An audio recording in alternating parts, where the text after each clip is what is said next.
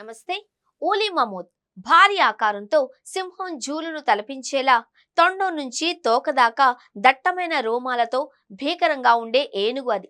అలాంటి ఏనుగును పునఃసృష్టించేందుకు ఒక ఎలుకంతా ముందడుగు పడింది. తల నుంచి తోక దాకా నిండా దట్టమైన రోమాలతో కూడిన ఎలుక జీవం పోసుకుంది.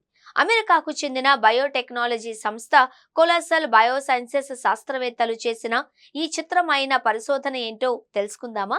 భూమి మీద తిరుగాడి కాలక్రమేణా అంతరించిపోయిన అరుదైన జీవులను పునఃసృష్టించేందుకు ప్రపంచవ్యాప్తంగా పరిశోధనలు జరుగుతున్నాయి. అందులో భాగంగా కొలాసల్ బయోసైన్సెస్ శాస్త్రవేత్తలు ఊలి మమోత్ ఏనుగులకు తిరిగి ప్రాణం పోసేందుకు ప్రయత్నాలు చేస్తున్నారు.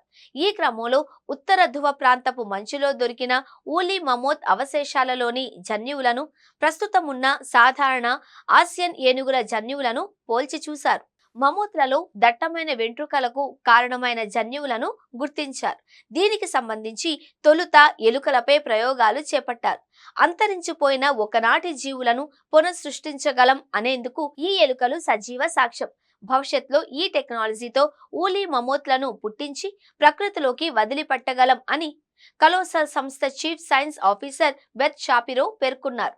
ధృవ ప్రాంతపు మంచులో దొరికిన ఊలి మమోత్ అవశేషాల నుంచి జన్యువులను సేకరించారు. ఇప్పుడున్న ఆసియా ఏనుగుల జన్యువులతో ఊలి మమోత్ జన్యువులను పోల్చి తేడాలను గుర్తించారు.